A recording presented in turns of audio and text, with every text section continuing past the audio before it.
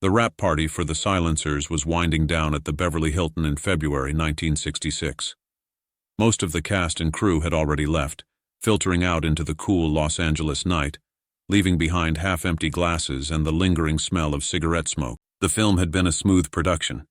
Dean Martin playing Matt Helm, the suave secret agent, surrounded by beautiful women and ridiculous gadgets. Easy work, good money, the kind of project Dean could do in his sleep. He was about to leave when he noticed Rock Hudson sitting alone at a table in the corner. Rock wasn't part of the Silencers. He'd come as someone's guest. Dean couldn't remember whose. But there he was, the biggest male star in Hollywood, sitting by himself, staring at an untouched drink like it held the answers to questions he was afraid to ask. Dean knew that look. He'd seen it in the mirror often enough. He walked over, pulling a chair out without asking permission. "You look like a man who's thinking too hard. That's dangerous in this town." Rock looked up, startled. For a moment something flickered across his face. Fear, maybe, or surprise, before the mask slid back into place. The mask that Dean recognized because he wore one just like it. "Dean, I didn't know you were still here. I was just leaving, but I saw you sitting here looking like the world was ending and I figured I'd check in." Dean signaled to a passing waiter. "2 bourbons, the good stuff." "I'm fine, really." "Sure you are. That's why you're sitting alone at a party looking like someone just told you your dog died." Dean accepted the drinks from the waiter and slid one across the table. "Drink, talk, or don't talk. Either way, I'm not leaving you here alone." Rock stared at him for a long moment. Dean Martin was not known for his emotional availability. He was known for his lazy charm, his effortless cool, his ability to glide through life without appearing to take anything seriously. This, sitting down with someone who was clearly struggling, was unexpected. "Why do you care?" Rock asked.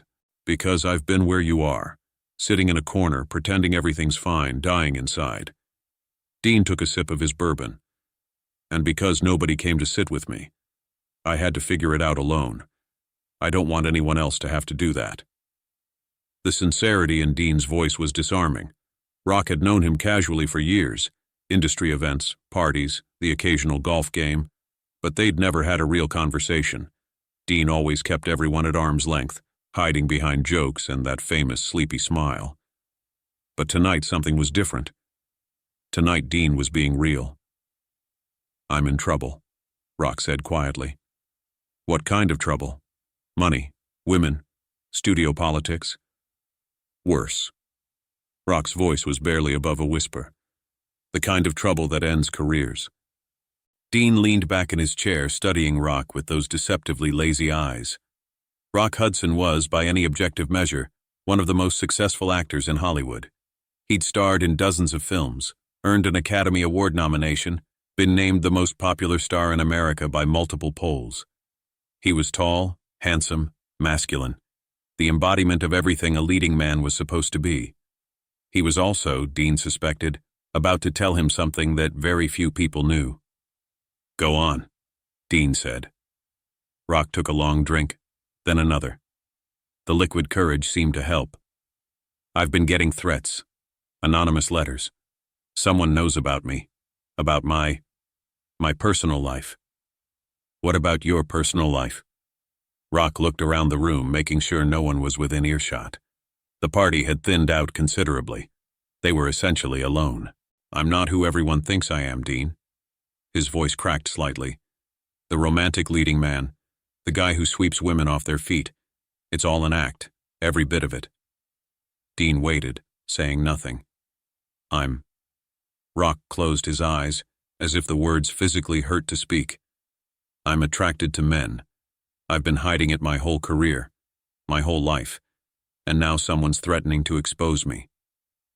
The silence that followed was heavy. Rock kept his eyes closed, unable to look at Dean, waiting for the reaction he'd feared his entire life. Disgust, rejection, the careful distancing that would precede the end of their acquaintance. But Dean didn't move, didn't gasp, didn't recoil. "Is that all?" he said. Rock's eyes snapped open. "Is that all? Dean, if this gets out, I heard you. Someone's threatening to tell the world that Rock Hudson likes men instead of women. Dean shrugged. So what? So what? My career would be over. Everything I've built would still exist. The movies you've made, the performances you've given, none of that goes away because people find out who you love. You don't understand. Rock's voice was desperate. In this town, in this industry, I understand perfectly. Dean leaned forward. I understand that Hollywood is full of hypocrites who pretend to be things they're not. I understand that everyone in this business is hiding something. And I understand that you've been carrying this weight alone for so long that you've convinced yourself it's heavier than it actually is. Rock stared at him. You're not disgusted? Why would I be disgusted? Because you love differently than I do. Dean shook his head. Rock, I grew up in a town where people hated my family because we were Italian. We were different, so we were wrong. I spent my childhood being called names, being told I didn't belong, being made to feel like there was something fundamentally broken about me. He paused, taking another sip of his drink. You know what I learned from that? I learned that the things people hate about you are usually the things that make you who you are. And I learned that anyone who would reject you for those things isn't worth your time anyway. Rock's eyes were glistening. You're the first person in this industry who's ever said that to me. Then everyone else is a coward. Dean's voice was matter of fact. Look, I don't pretend to understand what your life is like. I don't know what it's like to hide something that fundamental about yourself for that long. But I know what it's like to wear a mask. I know what it's like to perform for everyone, all the time, never letting anyone see what's underneath. The drunk act, Rock said quietly. It's not real, is it? Dean smiled slightly. Nobody's ever asked me that before. Not directly. I've watched you for years. You're too controlled to be drunk, too precise. It's a character, isn't it? Like my romantic leading man is a character. We're all characters, Rock. That's what this town requires. The question is whether we let the character consume us, or whether we find people we can be real with. And who do you get to be real with? Dean was quiet for a moment. Not many people. My kids sometimes, a few close friends, but most of the time, I'm Dean Martin, the performance. He looked at Rock with unexpected intensity. That's why I sat down tonight, because I saw you sitting here trapped in your character, and I recognized it. I recognized the loneliness. Rock didn't know what to say. He'd spent decades building walls, constructing a persona that would protect him from the world's judgment, and in 10 minutes, Dean Martin had seen through all of it. What do I do about the threats? Rock asked. Who's making them? I don't know. The letters are anonymous, but they know things. Specific things. Names, dates, places. Dean thought for a moment. Have you talked to anyone? Your studio, your publicist? I can't. If they knew. They probably already know, Rock. Or at least suspect. The people who run this town aren't stupid. They look the other way because you make them money. As long as you're profitable, they'll protect you. And when I'm not profitable anymore, then you'll have bigger problems than who you sleep with. Dean finished his drink. Look, here's what I think. These threats, they're probably someone looking for a payoff. A disgruntled ex, a jealous acquaintance, someone who wants money. You pay them off, they go away. It's ugly, but it works. And if they don't go away? Then you cross that bridge when you come to it. Dean stood up and put his hand on Rock's shoulder. But here's the thing, Rock. The fear you're feeling right now, that soul-crushing terror that everything you've built is about to collapse, that fear has been controlling you for too long. Whether this person exposes you or not, you need to find a way to make peace with who you are. How? In a world that would destroy me for it? By finding your people. The ones who know the real you and love you anyway. They exist. They're out there. And they're worth more than all the fans and all the box office and all the magazine covers combined. Rock looked up at him. Are you one of those people? Dean held his gaze. I can be, if you want me to be. The tears that Rock had been holding back finally spilled over. He wiped them away quickly, embarrassed, but Dean didn't look away, didn't flinch. Just stood there, hand on Rock's shoulder, steady and present. Thank you, Rock whispered. You have no idea what this means to me. I think I do. Dean squeezed his shoulder gently. Now let's get out of here before someone sees Rock Hudson crying and starts a rumor that I broke your heart. Rock laughed. A genuine laugh, the first one in weeks. They walked out of the party together, two of the biggest stars in Hollywood, bound now by a secret that would stay between them for the rest of their lives. The threats against Rock continued for several months. As Dean had predicted, it turned out to be a former acquaintance looking for a payoff. Rock's studio quietly handled the situation. Money changed hands, documents were destroyed, and the threat evaporated. But the conversation with Dean had changed something fundamental in Rock. He was still careful, still guarded, still playing the romantic leading man for the cameras. But he stopped carrying the weight alone. He started letting a few trusted people into his real life, Dean among them. They became friends in a way that neither of them had expected. Not close friends. Dean didn't do close friends with many people, but real friends. They would meet for dinner occasionally, play golf, talk on the phone when things got difficult. Rock could call Dean at 3 a.m. struggling with the weight of his secret, and Dean would answer, would listen, would remind Rock that he wasn't alone. You saved my life that night, Rock told Dean years later. I was at the edge. I'd been thinking about ending things, and then you sat down and treated me like a human being. You were a human being. You still are. That's all I did. Saw what was already there. That's more than anyone else was willing to do. As the years passed, the world began to change. Not quickly, not completely, but gradually.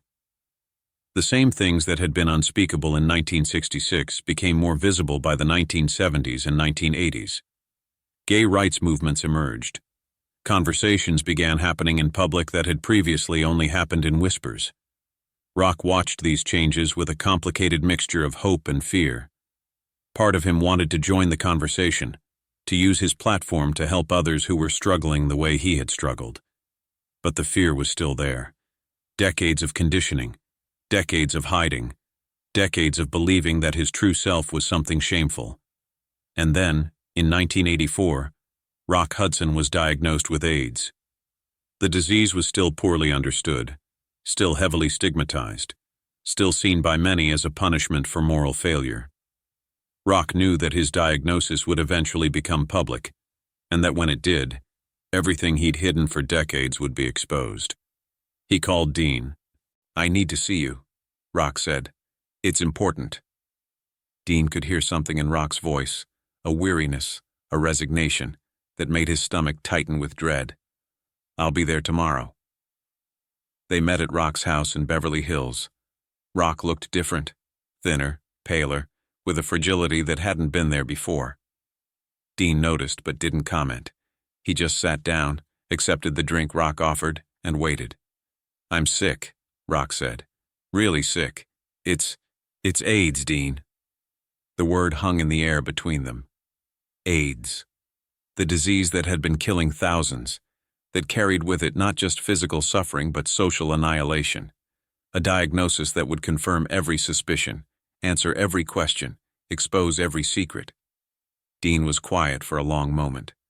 Then he stood up, walked over to Rock, and embraced him. I'm sorry, Dean said. I'm so sorry. Rock broke down. Years of fear, years of hiding, years of carrying a weight that no human being should have to carry alone. It all came pouring out in Dean Martin's arms. It's going to come out, Rock sobbed. Everything. Everyone's going to know. Then let them know. Dean pulled back to look Rock in the face. You've been hiding for 40 years, Rock. 40 years of being afraid, of living half a life. Maybe this is the universe telling you it's time to stop hiding. They'll hate me. Some of them will, the ones who were never really with you anyway. But others, the ones who matter, They'll see what I saw that night at the party. A good man, a brave man, a man who lived his life the best way he knew how in a world that wouldn't let him be himself. I'm scared, Dean. I know. But you don't have to be scared alone. Not anymore. Rock Hudson went public with his AIDS diagnosis in July 1985. It was front-page news around the world. The revelation that one of Hollywood's most masculine leading men was gay and was dying of a disease associated with homosexuality shattered decades of carefully constructed illusion. But something else happened that nobody expected. The response wasn't entirely negative. Yes, there was judgment, condemnation, people who said Rock deserved what he'd gotten, but there was also an outpouring of support. Fans who had loved him for decades wrote letters expressing their sympathy. Other celebrities spoke out in his defense. The conversation about AIDS, about gay rights, about compassion, about the human cost of stigma, shifted in ways that would have been impossible without Rock's public disclosure. Rock Hudson died on October 2, 1985. He was 59 years old. Dean Martin didn't attend the funeral. He was too broken. Too much of his own world had crumbled by then, with his son's death just 2 years away and his own long retreat into isolation already beginning. But he sent a letter, handwritten, that Rock's closest friends read at a private memorial. Rock Hudson was one of the bravest men I ever knew. Not because he wasn't afraid, he was terrified every day of his life, but because he kept going anyway. He loved in a world that told him his love was wrong. He lived in a world that would have destroyed him if it knew who he really was. And when the end came, he faced it with the same dignity he'd carried his whole life. I'm honored that he trusted me with his truth. I'm honored that I got to see behind the mask, to know the real man beneath the movie star, and I'm honored to call him my friend. Rest now, Rock. You've earned it. And know that the conversation you started, the conversation about who we're allowed to be and who we're allowed to love, that conversation is going to keep going long after we're all gone. You mattered, not just as an actor, but as a human being who showed us what courage really looks like. I'll see you on the other side. Your friend, Dean. In the years after Rock's death, Dean never spoke publicly about their friendship or about the night at the wrap party. He kept the secret as he'd promised, even when keeping it no longer mattered. But those who knew Dean well, his children, his closest friends, noticed something. When Rock's name came up, Dean's eyes would grow distant, soft, sad. He'd fall quiet for a moment, lost in a memory he never shared. Dad had a lot of friends in Hollywood, Dean's daughter Dina said in an interview years later. But Rock was different. There was something between them that went deeper than the usual industry friendships. I never knew exactly what it was, but I could tell it mattered to him.